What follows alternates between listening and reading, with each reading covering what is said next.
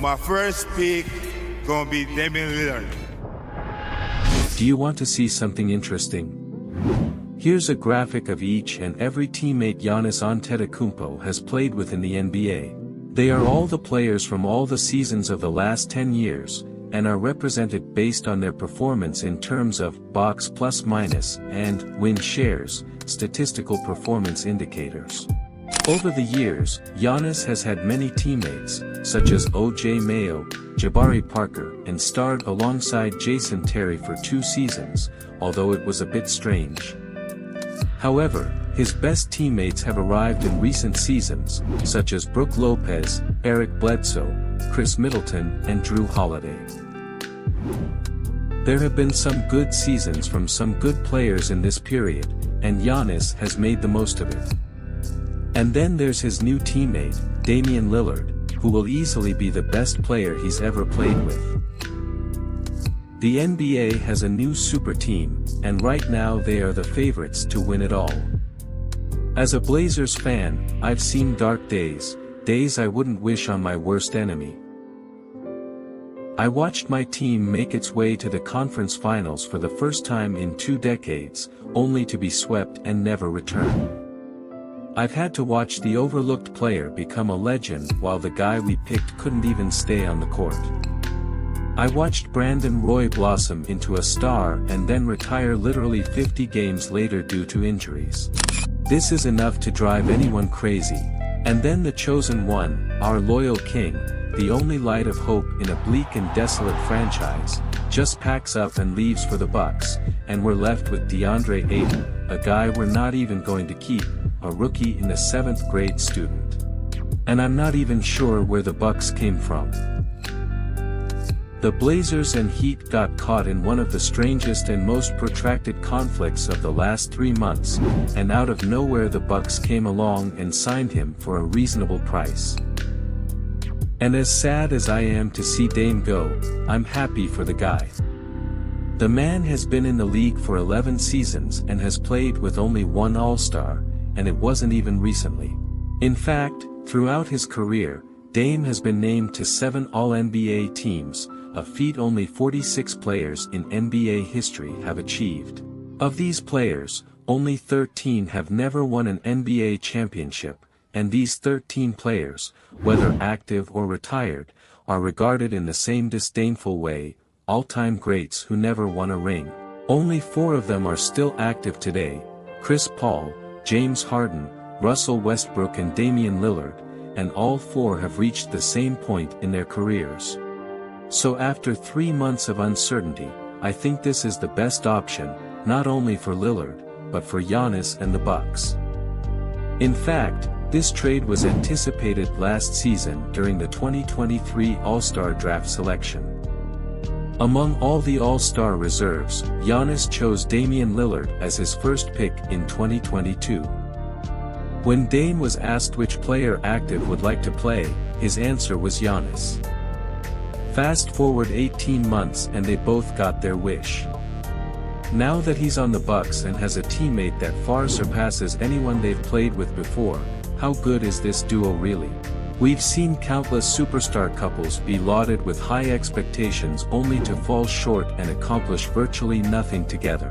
But if history has taught us anything, this duo is destined to achieve something big. In terms of more or less, there have only been 6 duos in NBA history that were as good individually as Giannis and Dame. Of those 6 duos, 4 managed to win the NBA championship that season. The only duos who didn't make it were Harden and CP3 in 2018, who lost in the conference finals against the future champions, and Durant and Westbrook, who were 1 game away from reaching the finals. History has shown us that when 2 players of this caliber come together, it usually results in a championship or, at worst, a game or 2 away from reaching the finals. We are potentially seeing one of the best duos of the last few decades. Last season, Dame averaged 32 points, 7 assists and 4 rebounds per game.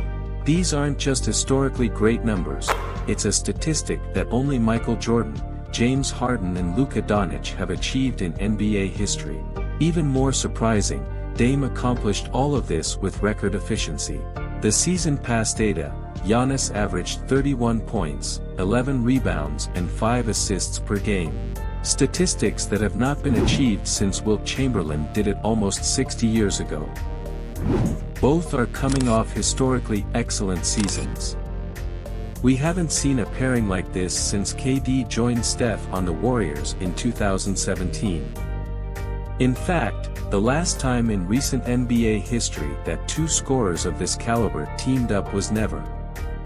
In the last 50 years, there has not been a single pairing that has averaged at least 30 points per game and then played together the following season. Not Kevin Durant and James Harden, not Curry and Durant, not LeBron and Wade, not even Kobe and Shaq. But it's not just how dominant Giannis and Dame are, it's the fact that their games complement each other perfectly. Individually, defenses are forced to come up with different schemes against Dame and Giannis, but together there isn't a team in the league that has the defensive personnel to cover the three-point shot, the pick and roll, and the low post. Just think about every attempt to create a superstar tandem in recent years involves two players who tend to have similar strengths and weaknesses. As good as Kyrie and Durant were, their games did not complement each other. Kawhi and PG are great individually, but together, their skills are too similar to create a real dynamic offense. Most of the time, they take turns to see who will have the next possession. Even LeBron and AD are two oversized forwards who tend to play away from the rim and dominate possessions, one at a time. For the exact opposite reason, that's why I think the duo of Jamal Murray and Nikola Jokic works so well, two completely different but compatible playing styles. Aside from Murray, who isn't exactly a superstar, and Jokic, the last time we saw a duo consisting of two superstars with complementary skills and positions was 2 decades ago, with Shaq and Kobe. Damian Lillard's request to be traded wasn't a lack of loyalty, it was an attempt to regain control of his career and get a real shot at winning, like so many others before him. How many all-time greats put their loyalty first and paid the price for it, like Reggie Miller, Dominique Wilkins, Patrick Ewing. Generational talents whose careers are lost in chaos because they never reached the top of the mountain, never got over the final hurdle and won an NBA championship.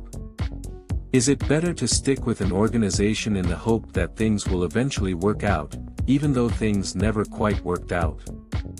Or after years of holding up your end of the bargain, is it better to finally do what's best for you and put yourself in a position to win?